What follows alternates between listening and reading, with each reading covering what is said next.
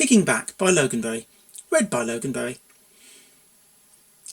Good afternoon, Miss Kicker. I'm from Manehattan. I believe you're expecting me? The dark blue Pegasus stallion's voice didn't have the smoothest treacle smarm that Cloudkicker had expected, instead sounding surprisingly normal, she supposed. She chided herself for giving in to prejudice and assumption, the very thing she was herself trying to fight against. She looked up at her visitor and smiled in what she hoped was a friendly fashion, but she feared looked somewhat terrifying. "Oh, you're from the agency," she said. "Indeed. I founded it as it happens, but that's by the by.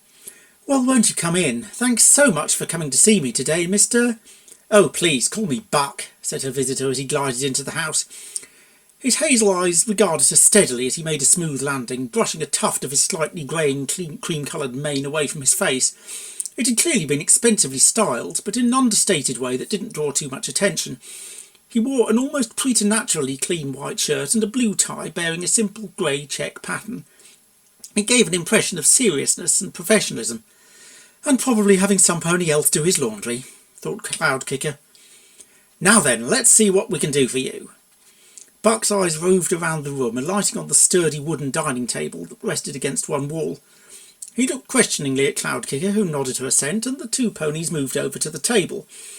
The mare went briefly to the sink and filled 2 glasses of water, placing one in front of Buck and taking a gulp from her own. Once both ponies were settled at the table, the stallion reached into his bag and, without fuss, produced a large pad of plain white paper, which he set down between the two of them. Seeing Cloudkicker's somewhat surprised expression, he laughed. I'm a little old-fashioned in some ways, I freely admit, but I do find that doing things this way tends to bring results. An oldie but a goodie, as you might say." Buck's eyes twinkled slightly as he said that, in a way that Cloudkicker found faintly disconcerting. "Aren't only magic users supposed to have those weird eyes?" she thought. "Or should that be weird? Wired? I'll have to ask Twilight about it sometime." She surfaced to realise that Buck was looking at her expectantly. "I'm so sorry," she said, "but could you repeat that, please?" "Of course," said the image consultant. "What I said was that I'd like to hear you tell me, in your own words, how I can help you today. I have read the brief that I received from my researchers at the agency, of course, but I always prefer to hear these things direct from the pony on the spot, as it were." Cloudkicker sighed and with downcast eyes mumbled, I just want to be treated with a bit of respect for once." "As who among us would not?" asked Buck rhetorically, "except maybe for that one stallion in Philadelphia who was really into He coughed loudly, shook his head forcefully, and fidgeted with his tie for a moment. "But let us get to the nub of the matter in hoof. I'm sure what you desire can be accomplished with a modicum of effort. Improving your public image is, after all, what I am here to help you with. But, and I do understand that this may not be easy for you, if you wouldn't mind elaborating a little on exactly what your problems are?" He took a sip from his glass. "Ooh, very pungent. May I ask where you picked it up?" Cloudkicker blinked. "It's, tap water. From the tap. That one, over there." She waved a hoof to indicate the sink. "Really? My goodness, how wonderfully artisanal. I shall have to see if I can get some delivered at home. Champagne can get so samey, you know. But please go on, Miss Kicker." Cloudkicker swallowed and looked down at the table, avoiding looking at Buck. Then, in a near monotone, she muttered, "So many ponies in this town think I'm some kind of floozy. I really don't know how it started, but the rumours just feed off each other. It's a vicious circle. I get all these damn mares coming up to me in the street and ask me about my private life, or suggesting things. Stallions too, sometimes. Oh, and I had a mule do it to me on a crowded station platform the other day." Buck choked on his water. "Is that even legal?" More than 2 hours had gone by. Screwed up pieces of paper littered the kitchen table, the floor, and some of the flower bed outside the open window. Buck rubbed the side of his head and chewed his lips. "Well," he said doubtfully, "I suppose we could always try a rhyming advertisement. On the minor side, it would lose a bit of the gravitas and solidity that a perfect piece of purple prose would carry, and probably the alliteration for that matter. But you'd be surprised how many ponies in this town do appreciate a little poetry. May I?" The mayor gave a resigned shrug. "Thank you. All right, why don't we try this one on for size?" He cleared his throat. "Hello, my name's Cloudkicker. Say, would you like to hang? 'Cause if we get on really well, then we can—" "Yeah!" There was a series of clangs and clatters as the saucepan hit the floor. "You try something like that again and it'll be a full one." "I'm sorry," said Buck, blinking in bewilderment. So I should damn well hope. Buck grimaced. I know, I really do apologise most profusely. Of course I should have asked you whether you wanted to try it out with me first. Cloudkicker's mouth fell open. Asked me whether I wanted to... OK, forget what I said about the pan. It's going to be the whole bloody stove in a minute, Buster. All right, I promise I won't do it again, said the stallion, backing away hurriedly and almost falling over his own hooves in his rising panic. Whatever it was, I won't do it. It's just that the research I did into your case didn't flag up anything about you having problems with such things.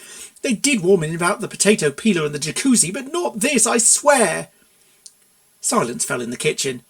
A pin fell off a notice board on the wall as though it had been waiting for this chance all its life. It would probably have been disappointed, insofar as pins can feel such things, that neither pony's ears so much as twitched as it hit the ground.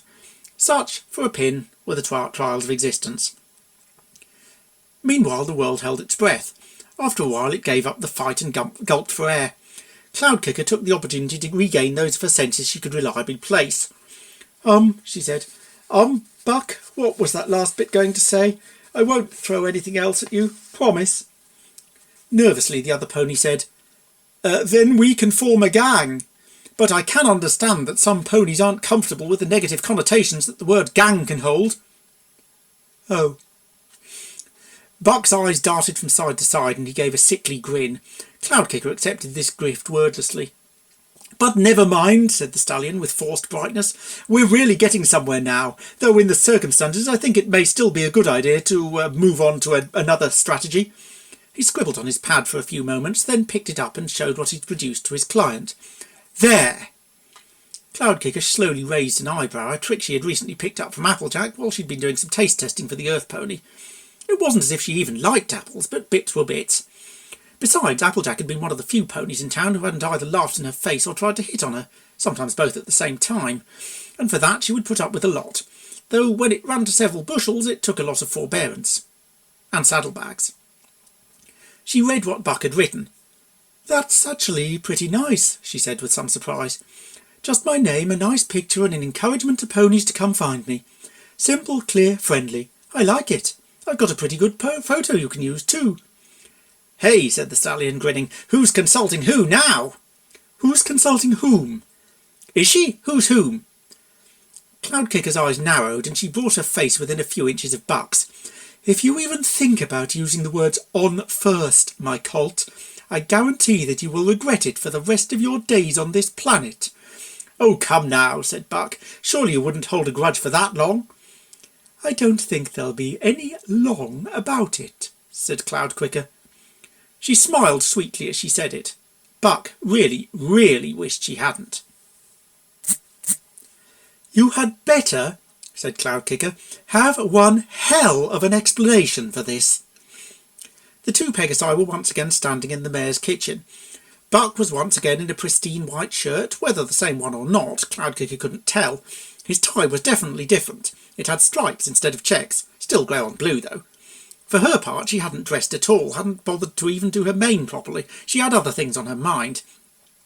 Buck, apparently unflustered, smiled condescendingly. I really don't think it's unreasonable for me to include a little advertisement on the poster, Miss Kicker.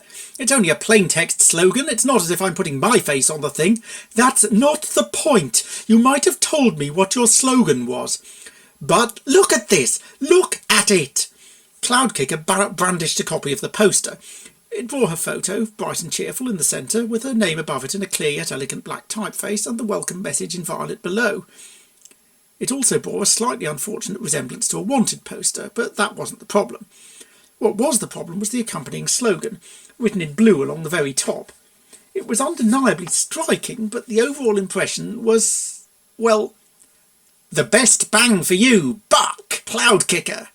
Let's have fun together. Didn't you even look at the thing? She screamed in the consultant's face. Are you really that stupid? No, don't answer that. Maybe this is just your sick idea of a joke.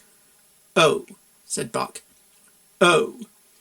I think oh is the very least of it, yelled Cloudkicker. I really am sorry, said Buck desperately. It was my fillies in the typing pool who should have checked. Oh, that's all right then, said Cloudkicker with deep sarcasm. If it was only your fillies, then clearly I have nothing to worry about. I'm sure no pony will be waving this thing in my face the second I go out of my door tomorrow morning. Thank you so very much for your time. I have only one thing to say to you, Buckyball. Get the buck out of my house, now! The stallion opened his mouth to suggest that such gratuitous abuse of punctuation might cause some ponies to get a poor impression indeed of a pony's intellectual standards. He shut it again very quickly as he registered Cloudkicker hefting another pan from the stove, this one considerably larger and heavier than the one which had given him the lump atop his head. She began to count, slowly and deliberately, and down. 5, 4, 3, 2... There was a sudden rush of air and the consultant was gone from sight, scorching off into the world outside and leaving nothing to show he had ever been there but the tattered poster. Cloudkicker tore it to shreds and hurled its 100 tiny pieces into the bin, which complained vocally about having to hold them. Stupid unicorn gimmick! The frantic beating of Buck's wings receded rapidly into the distance, and she let out a long, deep sigh. She'd worry about tomorrow later. For now, all that she craved was being able to empty her mind of the last couple of days.